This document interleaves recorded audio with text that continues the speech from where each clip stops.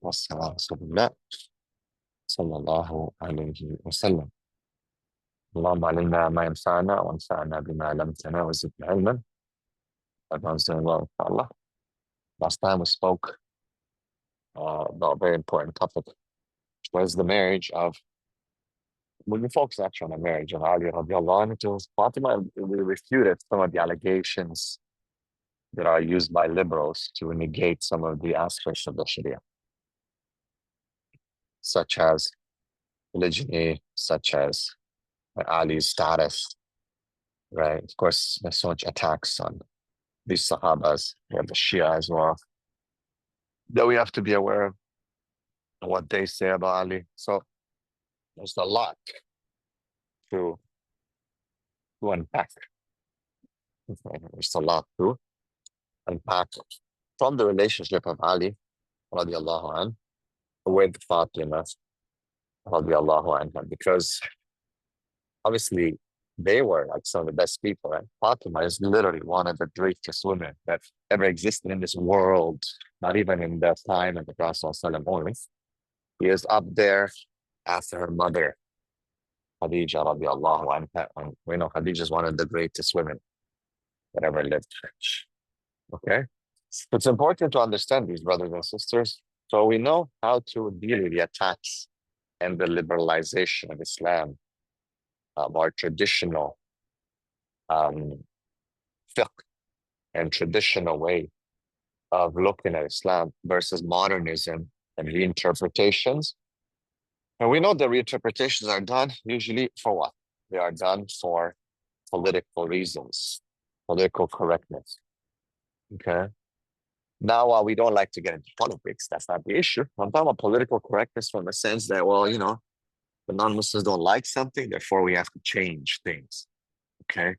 And that is not how we do things. Hey, we might not be able to do something. We might not be able to achieve something, but that does not mean that we change it. Okay. We do not change it. Right? Maybe I can say, hey, I cannot do this, but I will not try to justify and twist hadith and twist ayat of the Quran, because this is one of the greatest sins. I respect the person who says, look, I just can't do it. I'm too weak. Or, hey, look, I can't. It's just, my iman is low. Something. I'll respect that. But when we start changing, interpreting, then obviously this is a big sin.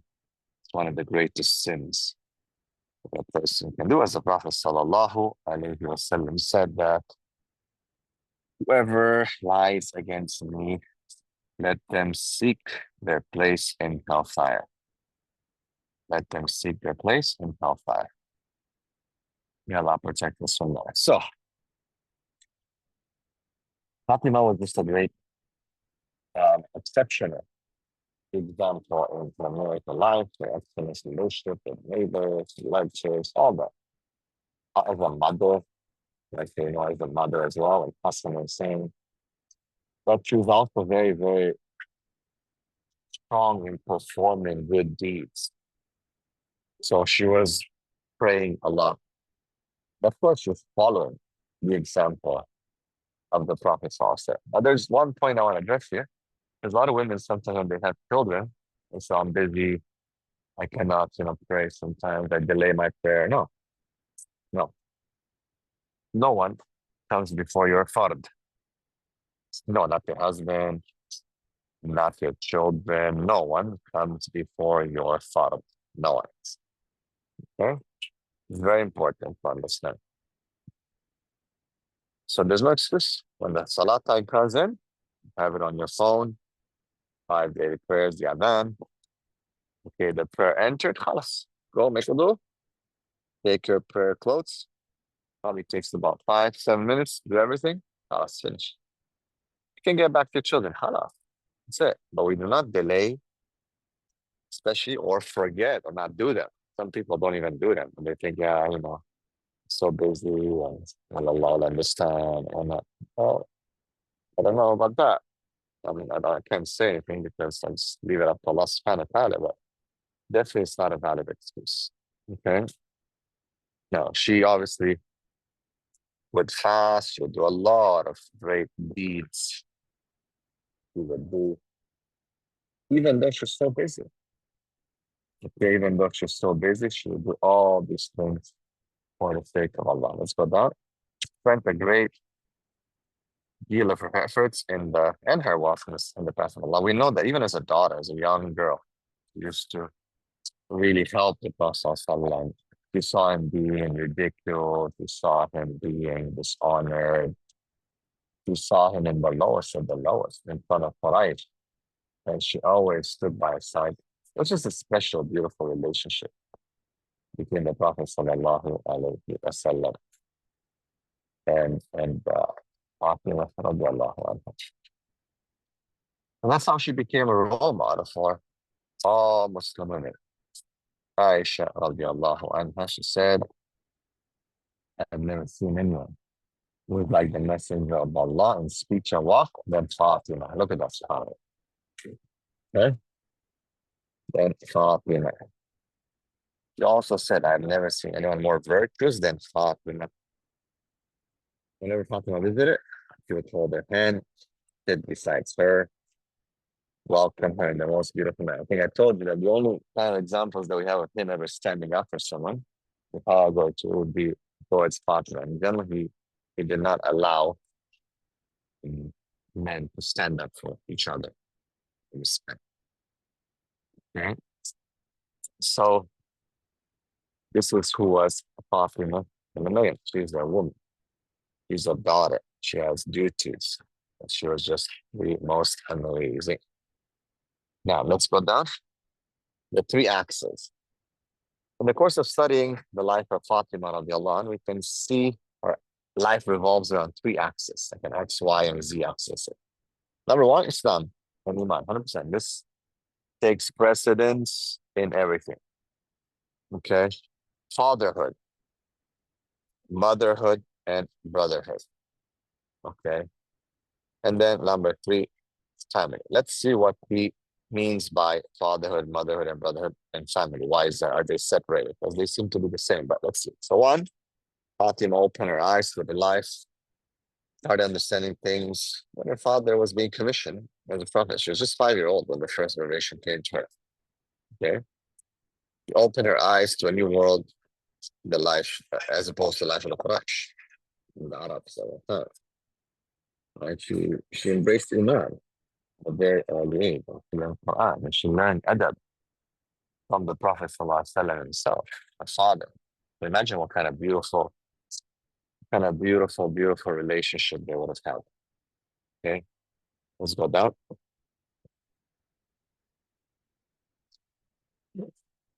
She witnessed, obviously, the denial of the Quraysh, expulsion of the Muslims, the Hijrah. She saw like most of the battles. I mean, not that she went to battle, but she was present in that time. Okay. So she was there along the Prophet ﷺ. We know that she passed away about 6 months after him, ﷺ. Okay. No. Okay, number two. Let's see. Fatima was the fourth daughter of her mother, Khadija. Okay. So the fourth, right? So she enjoyed the deep love of her parents without pampering or discrimination. Yeah, and it was a balanced education, a balanced parenting, right? There's other siblings, and she wasn't like this, okay, in preference, you know what I mean? Okay. However, as I told you last time, there's gonna be some, you can't say the leaning, but it's impossible. The Prophet ﷺ said, oh Allah, do not hold me accountable with what is in my heart. Right? Don't hold me to accountable. Like I cannot maybe control the way I am, what I feel toward, or who I feel toward. You can kind of tell that the Prophet ﷺ leaned naturally just towards Father. She accompanied him more. She was just more around him. Okay? She just loved her father so much. You know, so parents, they know what it means. It's so hard to not have, I guess, a favorite. I don't even know if I want to say a favorite, but it's hard. You know what I mean? So Fatima was number one. All right. With regards to her love for her mother, okay, now I understand. So motherly or fatherly. So how her relationship was with her father, motherly. Obviously, this was during the times of tribulation where the Muslims were boycotted in the valley of Abu Talib. And we know that this is where Khadija gave her out everything. Everything that she had, she gave towards the Prophet and the people. And she died actually. She died because of that. Yeah. She actually died because of that. You know? Because she was starving, she was sick, sacrificed everything for the Prophet. Never complained, never nothing. No. So Fatima was also excellent helper to Kulthum in taking care of her. Right? We know that her and Kulthum were very close, and so on. So imagine she's very young. Okay, very, very young. No, let's go up. Let's go down.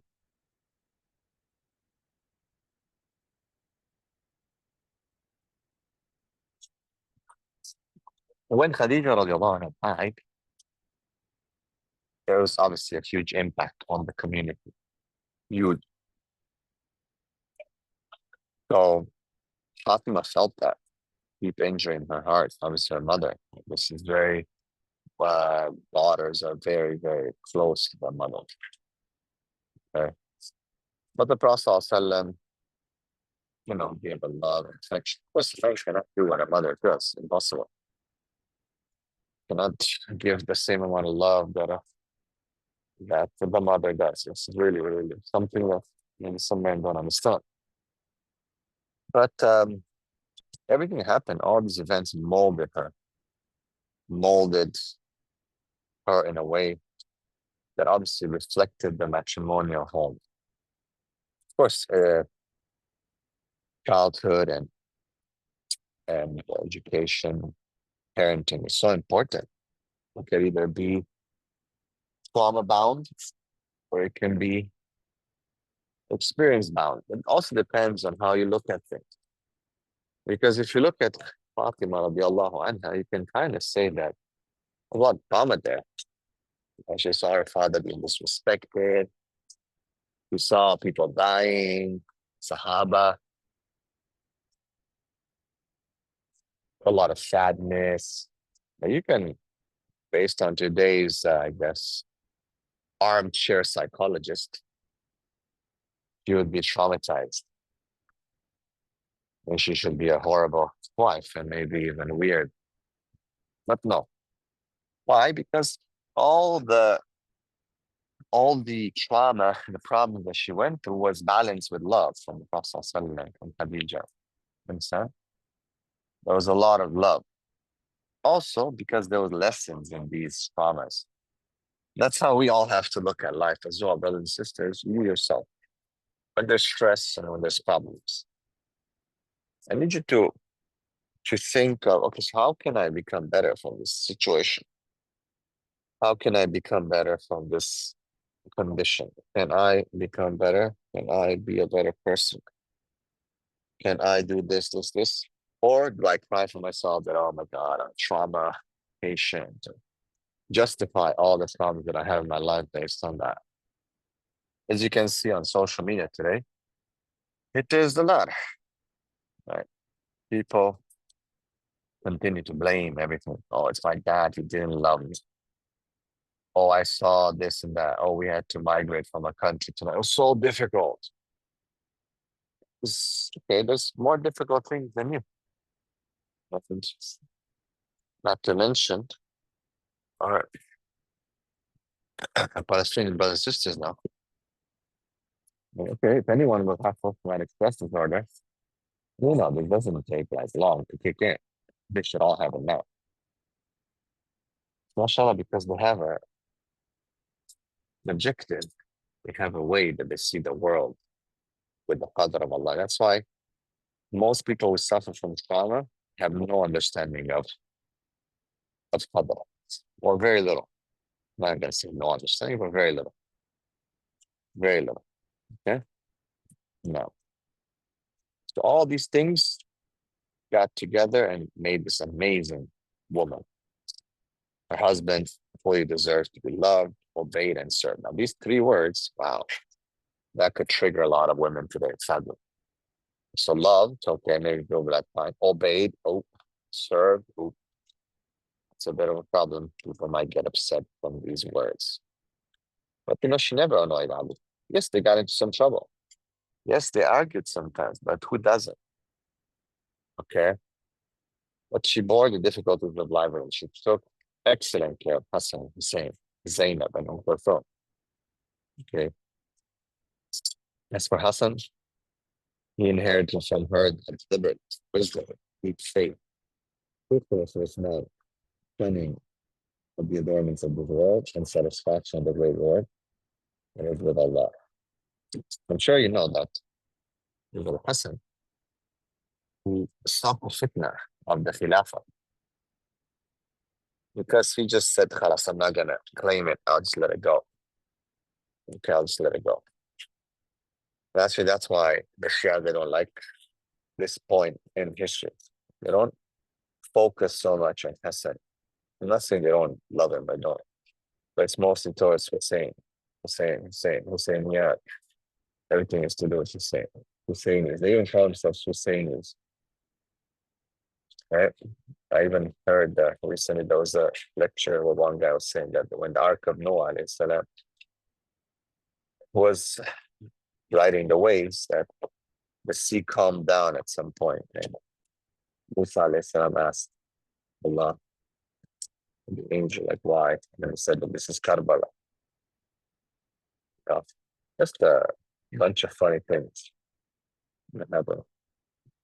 With how people, talk about these. But when we look at Hassan, we took that ability to leave the dunya in power and leadership, even though they might be hating it, for the sake of Allah, so that people don't get killed. And that's exactly what happened. We kind of brought peace. That's why they say that Al-Mahdi, some ulama believe, based on some evidence, that Al-Mahdi is going to be from the house of Al-Hassan. Al-Hassan ibn Fatima. Al-Hassan ibn He will come from that lineage. You understand? Why? That Allah blessed his lineage through that, because he did that. He took this big, inshallah, big sacrifice. Okay? So that's where Hassan inherited this from her. It's just so amazing. All right. And that's exactly what I was saying. Let's go down. That's what I talked about. Okay. Okay. Right there. Backwards. Yeah, then came the Hussein, the chief of the youth in paradise. He was also the apex of demonstration. He started teaching. What a very different personality. But he didn't allow humiliation by what happened with Yazid and Muawiyah. So yeah, it's a lot of fitna. I think we got into it in one of our books that we studied a long time ago. But again, different person. Who did he take it from?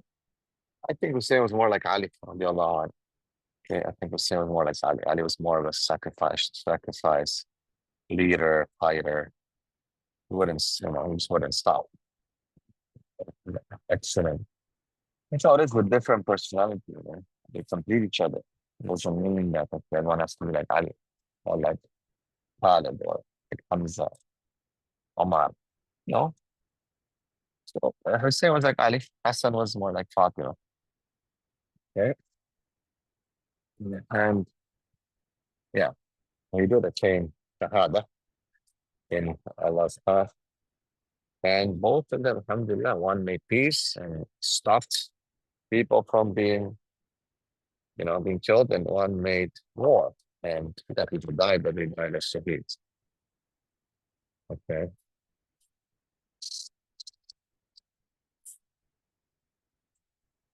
Okay.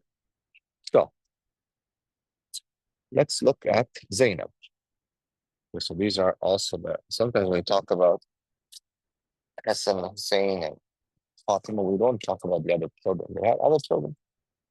So Zainab is the one who was won the admiration, respect of scholars and jurists. They would visit her in her home in Egypt. Let's go down a bit. So she was like a scholar and draw from her abundant knowledge. As for Kulthum, in addition to the noble oasis from which she originated, she also obtained glory through her marriage, the command of the believer, Allah Khattab. The Prophet ﷺ was connected to Allah Khattab. No. Zainab was, as I said, a scholar, right? Uh, very amazing character. Obviously, he was also a judge and a qadi, so we can say she took a bit from both, mashallah. Took from Ali, took from Fatima. Fine. Okay.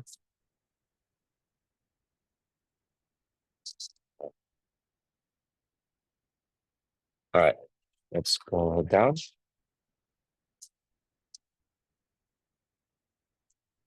Okay. On a day, Omar asked her father for her hand in marriage. Omar was much inclined towards having marriage within the Prophet's household, right? So we're very proud that he wanted to have that lineage and he wanted to have that connection. Like Abu Bakr was saying. So Ali gave access to Omar, radiallahu anhu.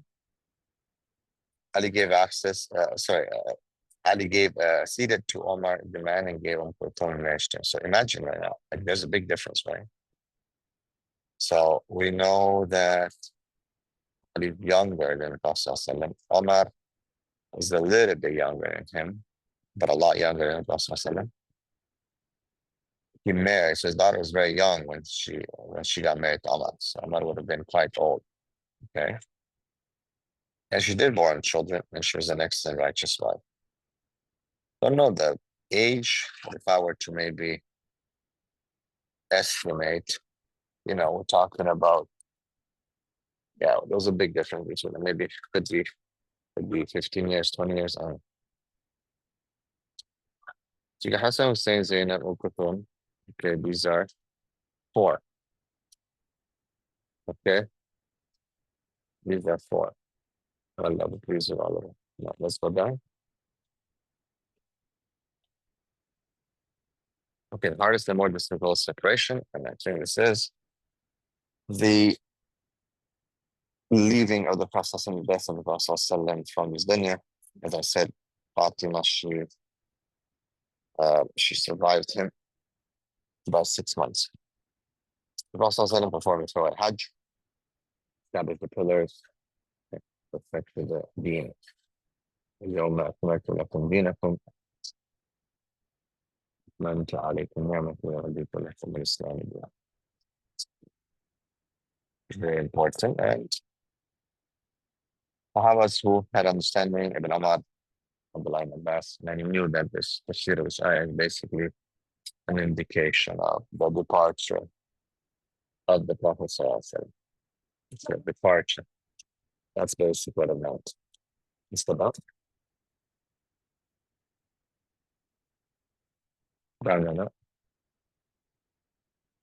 Okay.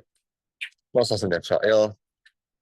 He took care of him. He visited him. He was very happy to see her.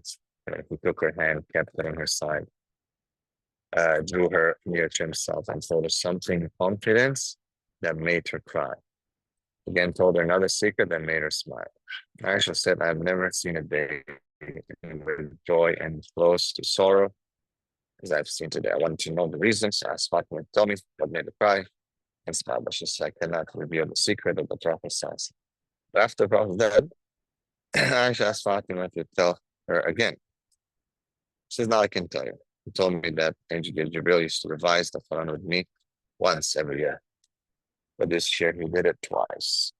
Okay, which is clear indication that it's gonna be the last one. Okay. Let's go to the next one. Now. Okay, right there. No. Back. Okay. Go up a little bit. Just a little bit up. A little bit up, please. Yeah. No, it's where it says now I can tell you. He told me Angel Jabir to revise the last line.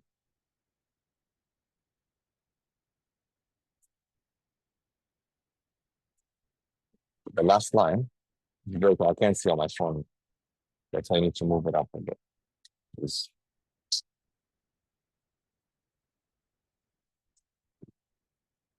Now you go down a little bit. Just two paragraphs down. Okay. Right there, right there. Okay, he then told me you will be the first of the members of my household to join me. And I am an excellent predecessor for you. That was the reason for her smiling. She knew the khalas, yani. And she was sad that he's leaving. But then she was happy that she is joining him soon. You understand? 6 months. Really was very, very short after. Okay. Of course, the sore increased and very sad. Obviously, that's when you say, my father, who answered the call of his will. Are you familiar? Go down. Paradise is about how close he is to God. Obviously, this is a very, very sad time for her. Extremely difficult. But again, trauma. She didn't lose the control here. It's the best of lives. And so on. You know, let's go down. Yeah. Obviously, Ali was greatly stressed. Seeing the Prophet ﷺ dying. I mean, it was very, very difficult. We loved them a lot. Used to say, Allah's messenger, me, my father and mother, we went sick. The death was put, and did not end with the death of our prophets. Your death is more and more divine relationship. Right? So special that you're enough consolation for the loss. Any other person, I think. And you're so general that all people are equal when you're still in. And nothing that you have enjoyed patience and prohibited anguish. We have cried our eyes out. We have cried our eyes out, and the disease of grief would have been prolonged, but we could not resist it. My father and mother be your unsent. Beautiful words. We know that they said that when the Prophet came to the Hijrah to Medina, was the best day of their life ever. And when he passed away, it was the saddest day ever in their lives. No. It's like the moon has finally set. No. طلع البدر علينا. No, but it's the other way. It went away. Let's go down. Azafar, Fatima cried. So on. Of course, the verses, when Abu Bakr came and he explained to people, that's why Abu Bakr, like, okay, he was, the Fatima, Aisha was very scared of him leading. Right? Why? Because she said that maybe he's going to be weak and people are going to criticize and this and that. You see the wisdom of the Prophet ﷺ, that, he put Abu Bakr. Because when everyone's like kind of losing their mind, even Omar, the strong Omar, was losing his mind because of the pain and the suffering of the departure, Abu Bakr kept put together. The Prophet knew exactly who's fit to be in that position. So he said very careful. وما محمد إلا رسول قد خلت من قبله الرسل. Our source is the Prophet. Okay. فإن مت أو قتل انقلبتم على عقبيكم. If he dies or is killed, will you return on your basically fall down, finish, so give up? Well, these were the strong words. Okay, I have to understand.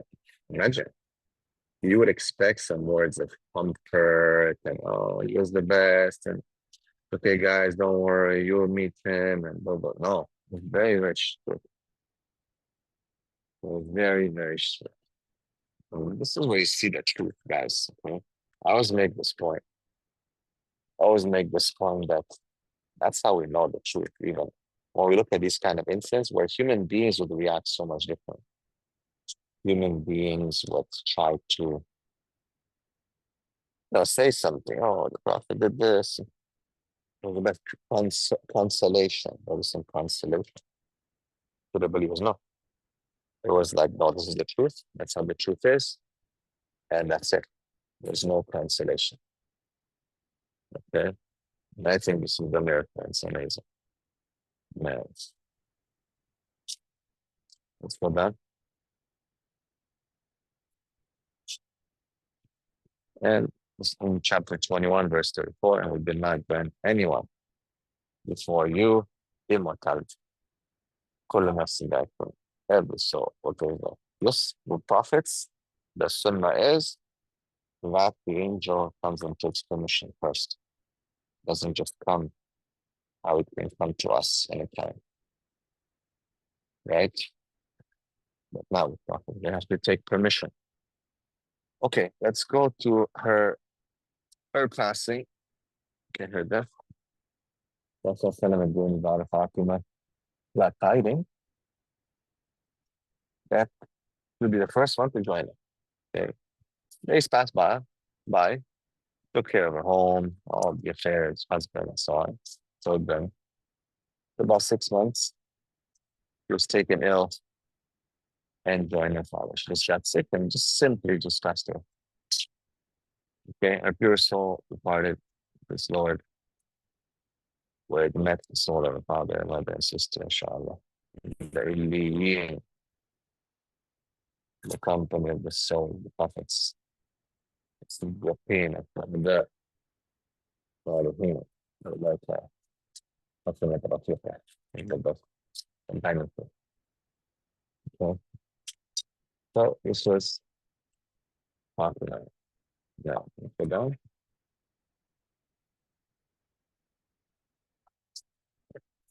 let's go down.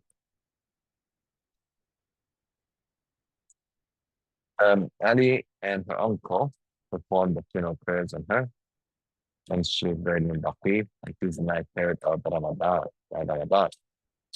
It's 29, subhanAllah. Look at it. How young? 29. Very, very, very young. How do we know that we're going to make it? We don't know. Yeah. 29, 39, 49. Well, the Indian is going to come. Then sooner than the other. So, Allah be pleased with her. He's very lucky. Lucky to visit it. They're unmarked. You don't know where. There's some people who have like specific maps and they say that they know. But in reality, they don't. They don't know. This is not something that they have knowledge of. They just, I don't think they do it. And sometimes people come there and do weird things, as we know. And maybe this is the wisdom that is being kept and something like that by the will of Allah so that people don't get it that deep into it. Okay? Now, let's go down.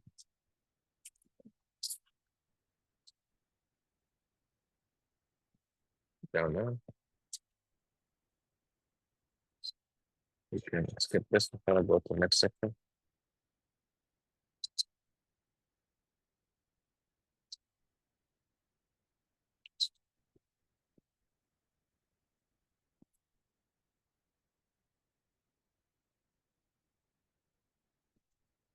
Everyone all over the horizon, and for quite sometimes we live with some clear signs and shining stars. They left illuminating lights on the page of history. Okay, we know that we took embarked on the book to understand. The question was actually, you remember, was that what is the purpose of النساء, of women, and how did they act around the process and was his interaction? Sahabiyat, mothers, daughters, wives, the best of women, so we can understand. This question is deep question. What is a woman? In a time where so many people are confused. And we saw the best examples, but also we saw that, look, some stand out more than others. Also that no one is perfect. So, definitely if we can look at Khadija, Fatima, Asiya, Maryam, these were stars amongst all everything else has been stars. Right? These personalities are meant to be taken as examples, especially my sisters. Not as, okay, let me see. Oh, look, here's an opening for interpretation. Like you take it as you can. We have enough context to understand what they actually did. Okay. There's no ambiguity, not ambiguous at all. A lot of context. Let's go down.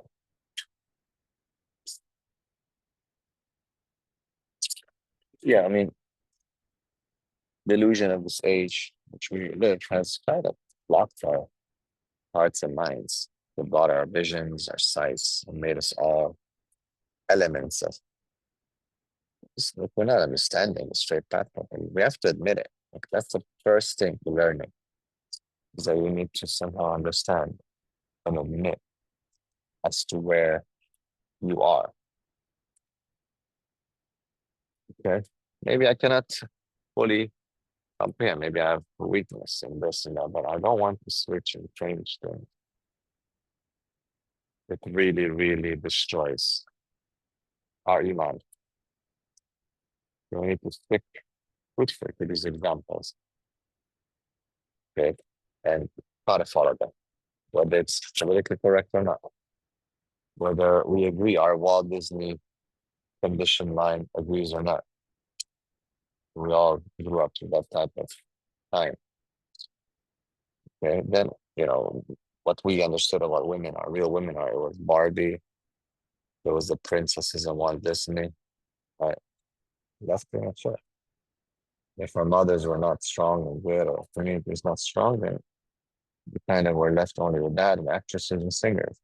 It's a horrible representation of what I should do. Okay, because there's when we're the best. كنتم خير أمة أخرجت للناس تأمرون بالمعروف وتنهون عن المنكر وتؤمنون بالله. So yeah, we are the best nation. Those raised to mankind. Best. So we have to act like the best. Right?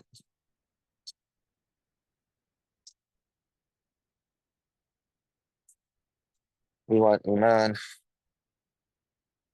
We want Trafidaya. We should want it. We want our sisters to be and the family to be transformed and to be correct with the proper ethics and values.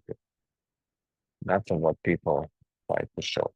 And if you guys see this viral video that was posted of this woman in July eating out in the pub, and how these days we're taking a film of her making fun of it.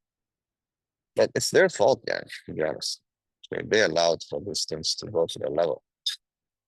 Okay, they'll take some precaution now, or they'll put that person in jail or whatever. But bottom line is, he's done it. He's already done it. He should not be able to do that. Okay? So they make fun of her. They make fun of the pub. They make fun of the committed. That's not what we want. It's not what we want. It's our transformation. Diva comes starts with that. Another. I know. Of course, the father is very important, but you have to keep in mind that the mother spends the most time. The mother is very, very important. Okay, for that.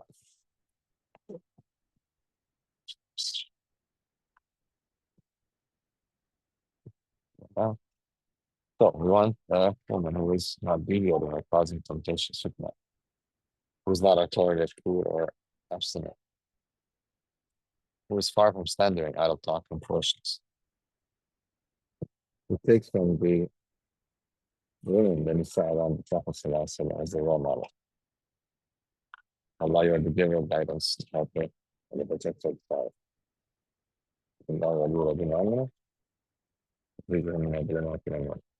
All praise is you and glory after. ولا حول ولا قوة إلا بالله ما قال الله تسكير for the most merciful of all those shoulders. Down. I think this is the end. Yes. Alhamdulillah. So, finish the book. Alhamdulillah. Yes, Allah for tawfiq, support, and then to continue these things. It's taken us a long time, but finally we've been so consistent, even though I'm traveling sometimes and we have a few weeks off, but we didn't give up and we continued and we finished so many books so far, because we didn't give up. Just reminds me of one of my friends who studied, who the Sheikh was a bit not, was a bit more rough. He said that if I would have just picked up on that, I'd have never learned what I learned. So forgive me for my mistakes, my shortcomings. And I hope that was beneficial. Anything that was good, came from Allah. Anything that was bad, came from Shaitan and myself. And we ask Allah to send peace and blessing upon Muhammad sallallahu alaihi wasallam.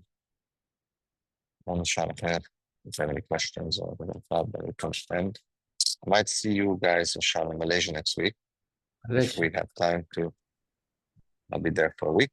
So maybe we could have a special lecture or something, inshallah. And yeah, bi'idhnillah ta'ala, if there's any questions, if not, then we can.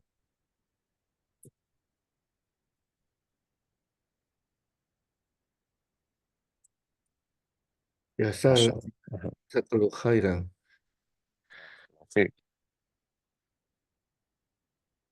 Are you planning Czech to come to South America sometime? Yes, inshallah. You guys invite us. Where are you? I'm in Peru, Lima, Peru. In Peru. How long you been there for? I was born here. I have been Muslim for about 38 years, alhamdulillah. And here we are doing a lot of dawah. I think we will talk with the Ummah here to make possible to you to come to sometime to come here to. Okay, let's do it. Let's inshallah. Yeah, Sister Shima has my number and my contact, and please do, let's talk and we can arrange and we will come for sure and establish some dawah programs and some training and some lectures, inshallah. Let's do it. Let's take my number from her. Okay. And I'll wait for your message, inshallah. Jazakallahu khairan. Yeah, thanks. Inshallah. All right. Brothers and sisters, may Allah bless all of you. Appreciate the patience. And there's nothing else. The book is for sale. Is where we can get the book? Is your book? Books would be around at any Islamic bookstore, or just we can order online as well. You can order this online as well. Yeah, we'll be looking after. So okay.